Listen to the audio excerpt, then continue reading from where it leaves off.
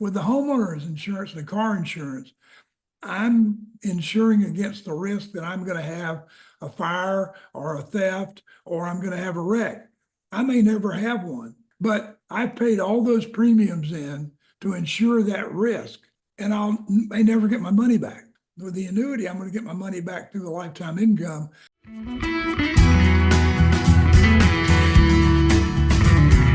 And welcome into the program. This is Financial Focus, brought to you by the best of the best in financial services, as named by the readers of the Lake City Reporter, 10 straight years, and running the team from GulfCoast Financial Services. Founder and CEO John Kuykendall here with us, as always, providing guidance and insight on what we need to be doing or thinking about or paying attention to with our money in order to help us achieve our important financial goals. And one goal, John, is to leave a legacy behind. And we thought we would talk about that in theme with the fact that September is National Life Insurance Awareness Month. Now, life insurance certainly not the only tool to leave an impactful and positive legacy, but perhaps one of the best.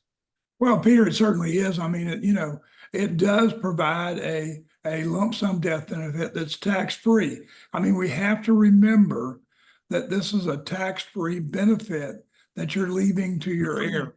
And certainly, I believe there are situations where as we go through life, we need a lot of life insurance. And then later, we need it for a different reason. A lot of people say, well, later in life, I'm going to be older. I'm not going to have as many bills. I'm going to be more settled, have more income. So therefore, I don't need as much insurance. But I think we're going to prove today on the show that there is a reason to have a lot of life insurance. And I hope we get that across to the listeners. Yeah, one of our commonly quoted expert gurus in the industry on this program, Tom Hegna, who's written several books on retirement planning, kind of asks that rhetorical question of how much life insurance would you want to have in place on the day that you pass away? And of course, the answer there is as much as possible.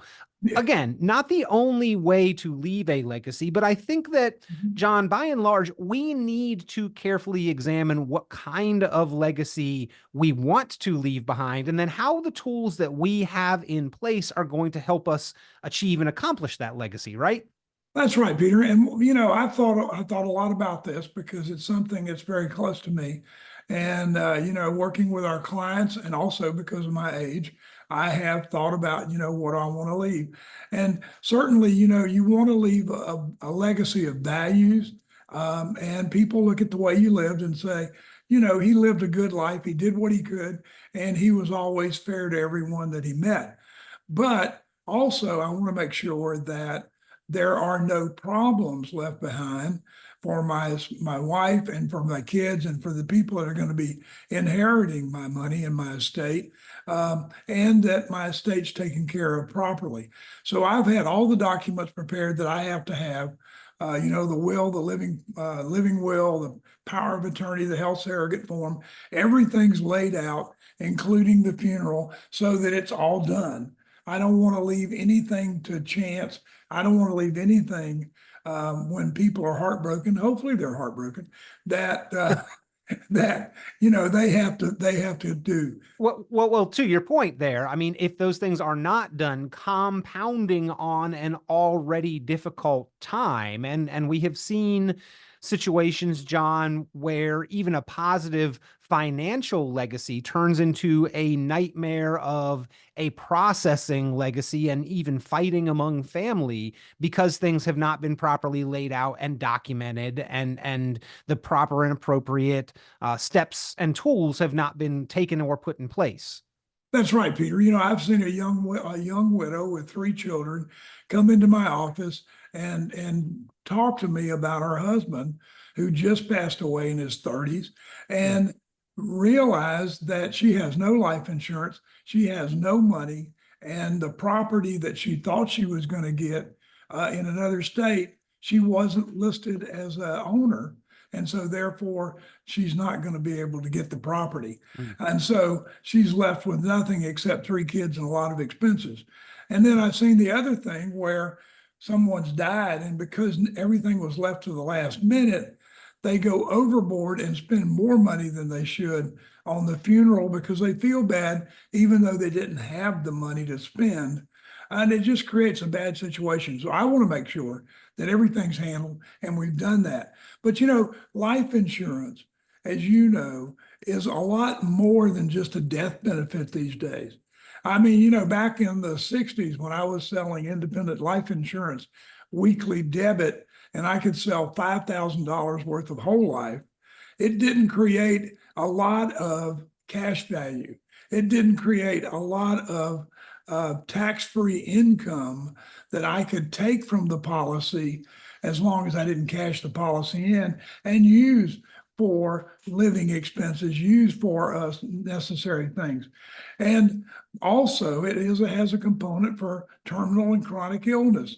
A lot of the new policies have those riders so that if the event that I have a chronic illness or a critical illness, I can pull out a large portion of the money now and use it to settle up all my bills and get my estate in order. I think that's really something that's definitely a great benefit these days.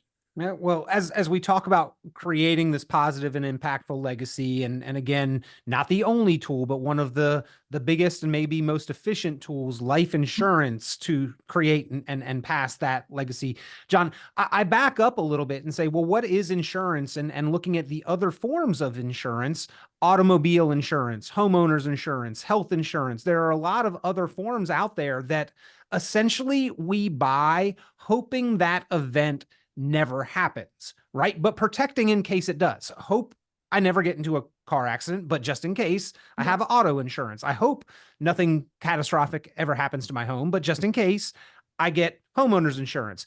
With life insurance, it's not a question of that event not happening, right? It is a 100% certainty given a long enough timeline, and I just don't know when. So having that life insurance in place and continuing to evolve the type of insurance along the way may be one of the most certain financial moves that we can make, and one of the most impactful to provide protections in case it happens before we think.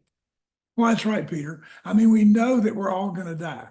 We know that's going to happen. We know that 75% of us are going to need some kind of skilled facility before we die. So, there is a need there, and we need to understand it. And, the life insurance isn't what it used to be. Actuarial tables are much easier. They've extended the life expectancy. Life insurance is probably cheaper than it's ever been to buy as far as the mortality risk and the cost of the policies. And now we have, indexed universal life, which is really a great policy. There are a lot of different components, a lot of different ways that we can use life insurance. And it's not, there are certain amounts of term insurance that you can buy when you're younger, very cheap. But the other insurance we need to think about as we get older as a permanent life insurance. You don't forget that Disney World was started with a life insurance loan. Walt Disney borrowed from his life insurance policies to start Walt Disney. And so, I was not aware of that. Really? Yeah. That's a story that I learned a long time ago. And I've never forgotten it. It's a great tale. Now I am interested in the source of common sayings that we hear all the time. And then you hear, well, where did that saying come from? And digging into that, like raining cats and dogs, when people used to have thatched roofs and it would rain, the animals were up in the upper area and they would start jumping down when the rain came, right? That kind of thing. The term "bought the farm" has always kind of intrigued me, because we know that term means that somebody passed away colloquially. But the reason that is because farms used to take very large mortgages in order to secure the land for those families to farm. Generally a mortgage, which means for life, the root, the Latin of it, mort, means life, right? The mortgage would be unpaid throughout the duration of somebody's life. They would buy life insurance so that when they passed away, the family could finally afford to buy the farm with the life insurance money. Hence the term became he bought the farm as kind of the source of that. So, just another That's great. interesting tidbit story to add to the Walt Disney one there, John. Yeah. Um, you know, in talking about this though, John, I'm sure that there are a lot of people out there thinking to themselves, it's not really a goal of mine to leave behind a large amount of wealth to my beneficiaries, to my children. Fair enough. Like, I don't think that that is a selfish sentiment or statement to make at all whatsoever. But the reality of it, John, is that if we plan to remain financially confident and self-sufficient on our own, then it is more than likely something will be left behind. So why not plan to make that as efficient and positive as and impactful as possible? Well, Peter, in retirement, cash flow or income is very important because the more we make, the more we have to take out of our 401k or IRAs, the more taxes we have to pay, the more it complicates Medicare and Social Security. So, this life insurance, we can take a loan against that policy tax-free as long as we don't cash the policy in. So why wouldn't we work that into our plan, kind of like another source of tax-free income while we're able to do it and while we got the money and we're young enough to start it. And life insurance now is for any age. I mean, we're writing life insurance into the 70s. So it's not, doesn't cost as much as it used to. It's a lot cheaper. It's much better policies, much better everything. And, too, if you have one of those old policies and it gets to the point where the premium is too much and it's hurting your cash flow monthly, there are places that will buy that policy from you for cash. And so you can get a life settlement early. And so that's certainly something we should look at. Don't just give your policy up without taking a look and seeing what's available as far as getting a life settlement on that. Again, different and creative ways to look at this. Bottom line, John, the need for insurance, the way that you secure insurance, the structure of that life insurance may change and evolve. That's why there are several different types of insurance. Would you give us a quick run through of those different types or some of the different types and the pros and cons or the utilization of each?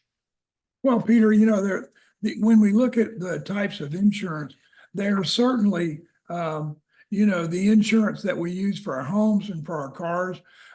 Insurance is for risk. What we're doing is we're insuring a risk.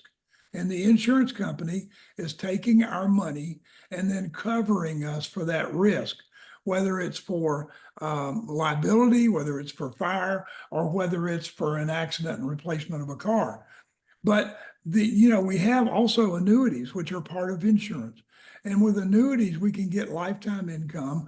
We can get some type of long-term care protection by getting a doubler on an upfront, getting a doubler during that. We can get bonuses up front. We have income that will never go away as long as we live, through annuities and through fixed interest products that we can get. We have fixed annuities.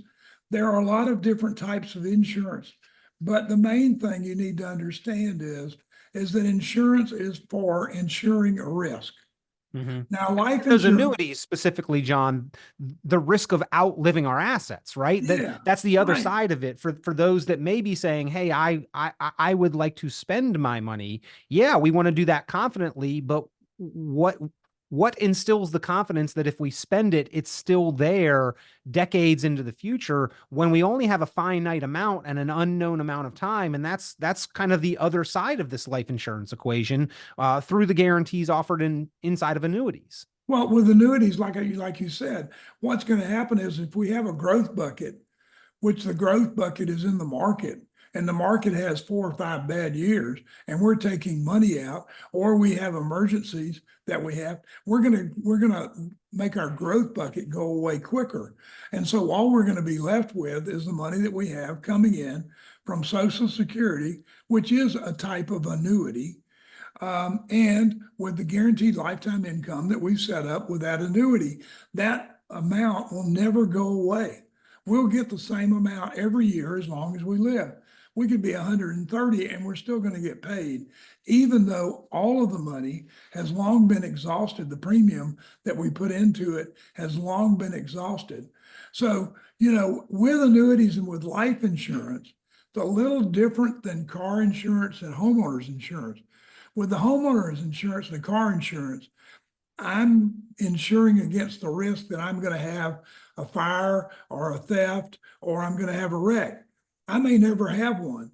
In 56 years of driving, I haven't had an accident and I haven't had a fire yet, and I may have it tonight. But I paid all those premiums in to insure that risk, and may never get my money back. With an annuity and with life insurance, I'm going to get my money back. With the annuity, I'm going to get my money back through the lifetime income. With the life insurance, I'm either going to take it out while I'm living tax-free, or at my death, my beneficiaries are going to get the remainder of the balance.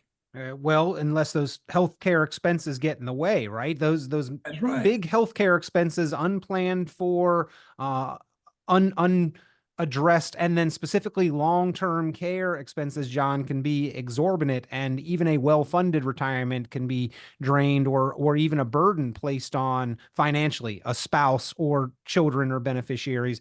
That's another reason why Life Insurance Awareness Month and talking about creating an impactful legacy has to address the long-term care potential.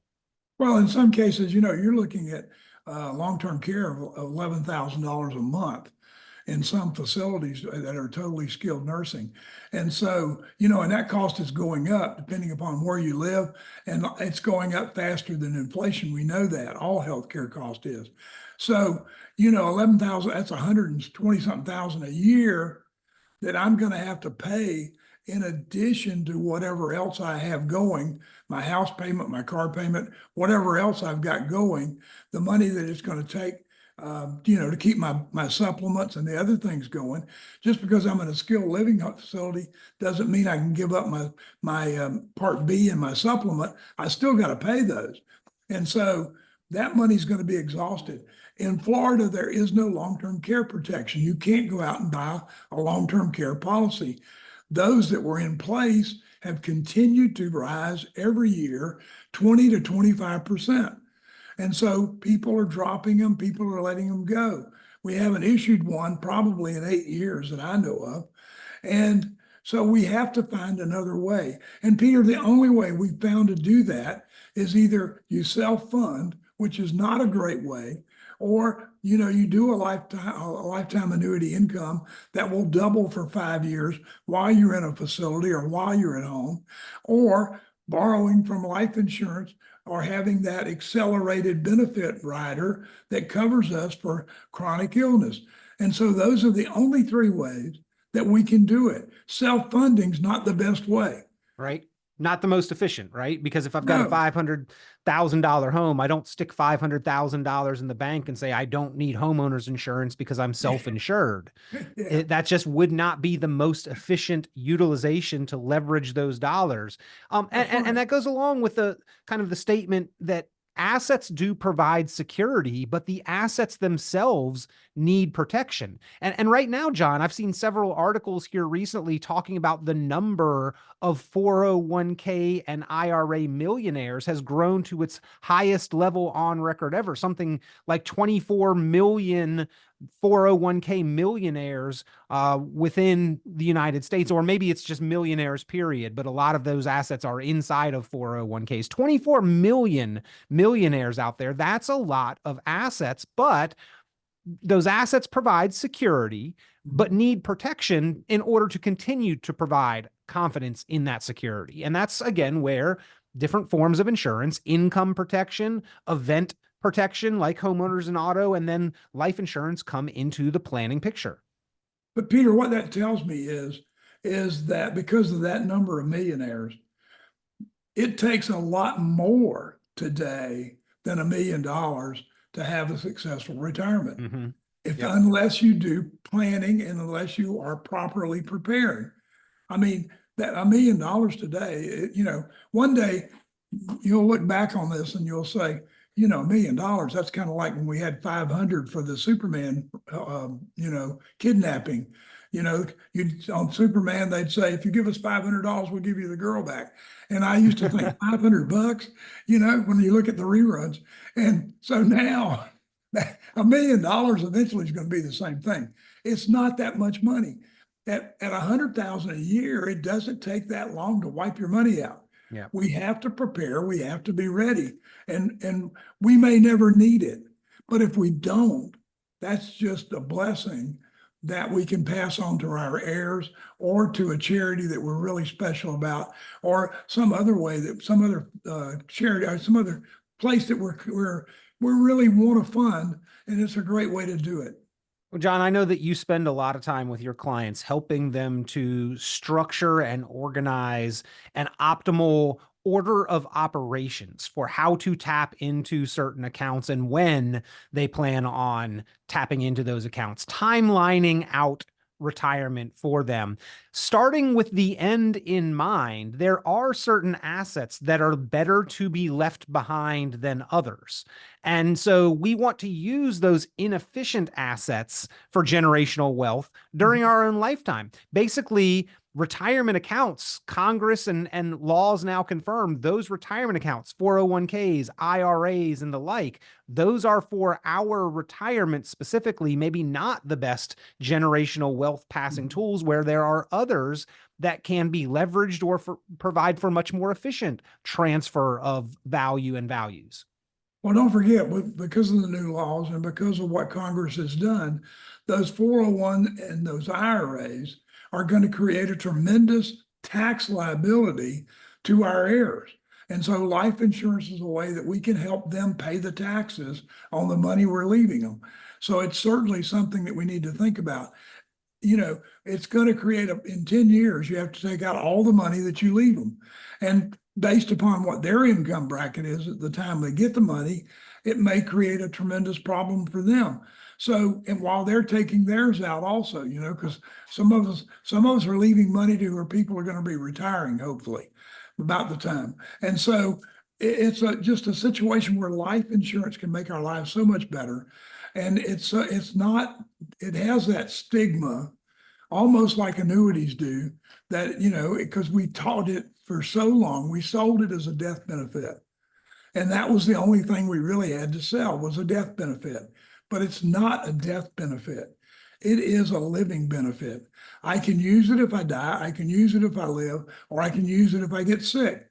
So why not take advantage of that along with the options that we have in annuities? But Peter, that all comes as a part of that financially focused income plan, where we put together all of that and show you how we're going to take money out of your account so that we can be tax efficient and give you the most retirement income that you can get and keep the taxes as low as we can. Now, if you'd like to put together that financially focused written retirement income plan, ladies and gentlemen, that is one of the offers, the true value of the program. John makes that opportunity available to you.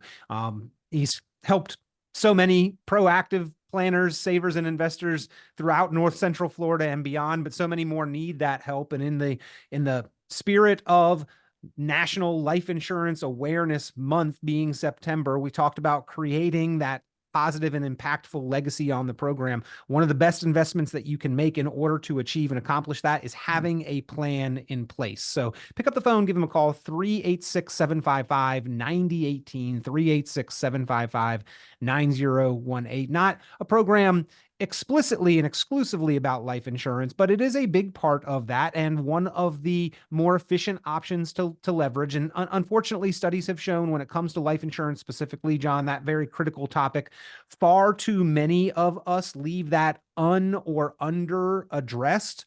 And that's unfortunate, because that ends up typically being most painful for those that we care the most about, which is why we talk about this in terms of creating that positive and impactful legacy through proactive planning and having that written, financially focused plan in place. That's right, Peter. Financially focused income plan. We'll look at Social Security, Medicare, taxes, your investments. It'll look at retirement income. We'll work up a budget. We'll figure out how much money you're going to need.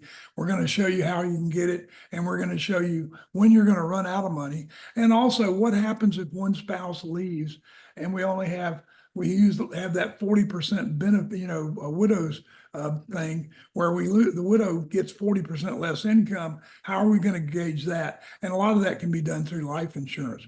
But don't forget, you might not have had Mickey Mouse without a life insurance policy. Well, the values keep going there of life insurance. We appreciate the time and the reminder of the critical nature of this. Too many are left unprotected, leaving those that depend on them and those that they care the most about unprotected. And then even for those that maybe have a well-funded financial situation, John, life insurance can add a lot of value for the right situation and to help you achieve the right goals of protection and leverage for the assets that are providing you the confidence. And that's why we talk about it here on the Financial Focus program. But remember, it's all part of the plan. You sit down, you evaluate your situation, your needs, goals, wants, your timeline, your risk tolerance, the time horizon that you have in front, and figure out what is the most appropriate and efficient way to move forward. What are the best vehicles to help you achieve and accomplish those goals? That's the Financially Focused Written Retirement Income Plan. Pick up the phone, give John Kuykendall and his team at GulfCoast Financial Services a call, 386-755-9018, 386-755-9018. And while you're here, we always appreciate when you like, subscribe, and share the program. So please, if this has been an interest, share this with others, subscribe for future episodes. And if you'd like to hear another topic discussed, comment, and we'd love to provide feedback and discuss that on a future episode. John, always appreciate the topics that you bring to the table here on Financially Focused. Thank you, Peter. It was great to be here. I hope somebody learned something today and they'll get in touch with us for that Financially Focused Income Plan. Thanks, Peter. Be sure to like, subscribe, share, and tune in for more financial focus by visiting GulfCoastFinancial.net. The information presented on this program is provided for informational purposes only, without warranty of accuracy, completeness, or suitability for a particular purpose. This program is not intended to be and does not constitute financial, investment, legal, or tax advice. This information is general in nature and not specific enough to be construed as advice. You should not make any decision based on the information presented on this program without independent consultation with an appropriately licensed professional or competent advisor. Investment in securities or the market involves a potential risk for loss of principal. Trading, therefore, may not be suitable for all listeners. Annuity guarantees are based solely on the financial strength and claims paying ability of the issuing company. Withdrawals of growth from annuities may be taxable as ordinary income in the year it is taken. Individuals should review contracts for specific details of the product's features and costs. Early withdrawals may subject the owner to penalties, fees, or taxes. John Kuykendall is registered with and securities are offered through Kovac Securities Inc., member FINRA SIPC, found online at www.kovacsecurities.com. Advisory services are offered through GulfCoast Financial Services Inc., a registered investment advisor in Florida. GulfCoast Financial Services Inc. is not affiliated with Kovac Securities Inc. or Kovac Advisors Inc. Past performance is not indicative of future results. All investing involves risk. Investment decisions should be based on your own goals, time horizon, and tolerance for risk. Due to various factors including changing market conditions and/or applicable laws, the content may no longer be reflective of current opinions or positions.